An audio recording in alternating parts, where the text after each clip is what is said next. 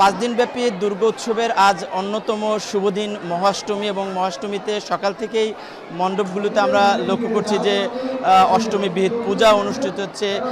এরপরেই কিন্তু দেখছি যে শঙ্খ উলুধ্বনি এবং শাঁখের বাজনায় কিন্তু উৎসবমুখের একটি পরিবেশ বিরাজ করছে প্রতিটি মণ্ডপে মণ্ডপে এবং ভক্ত পূজারীরা কিন্তু সকাল থেকেই নতুন নতুন পোশাক পরে সাজসজ্জা করে কিন্তু তারা বিভিন্ন মিষ্টি মন্ডা ফুল এবং বিভিন্ন উপকরণ নিয়ে কিন্তু এই মণ্ডপগুলোতে আসছেন, তারা প্রার্থনা করছেন এবং প্রত্যেকের চোখে মুখে কিন্তু একটা আনন্দের ছাপ আমরা লক্ষ্য করতেছি।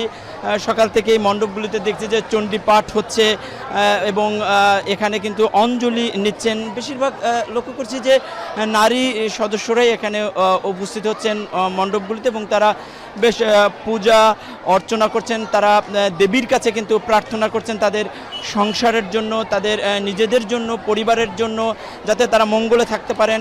এছাড়া তারা কিন্তু দেশ জাতি এবং বিশ্বের জন্য মঙ্গল প্রার্থনা করছেন। এমনটা কিন্তু আমরা এখানকার যারা পূজারী ভক্ত এসেছেন তাদের সাথে কথা বলে জানতে পেরেছি। তারা বলছেন যে আসলে এই 5 দিনের আজকে একটি বিশেষ দিন এবং এই দিনে কিন্তু তাদের বেশ কিছু কার্যক্রম থাকে, আনুষ্ঠানিকতা থাকে।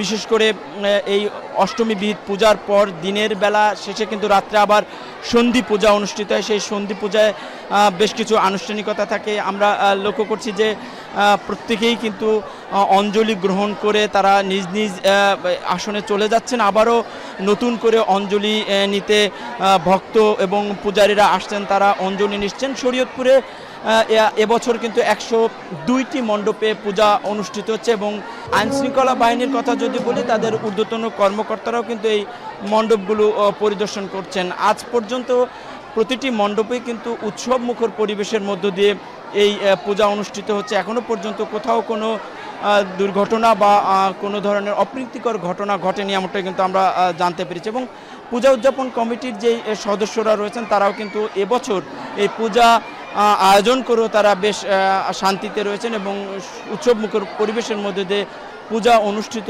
হচ্ছে, এমনটা আমাদেরকে জানিয়েছেন। তো দিনব্যাপী এই অষ্টমীর শেষে কিন্তু নবমী অনুষ্ঠিত দিন চলে আসবে এবং আগামীকাল নবমীর প্রস্তুতি নেবেন ভক্ত ও পূজারীরা, এমনটাই কিন্তু আমাদের এখানকার যারা পূজারী এবং ভক্ত অনুসারী রয়েছেন তারা আমাদেরকে জানিয়েছিলেন। তো এই ছিল আমার কাছে শরীয়তপুরের আজকের অষ্টমী পূজার সর্বশেষ তথ্য।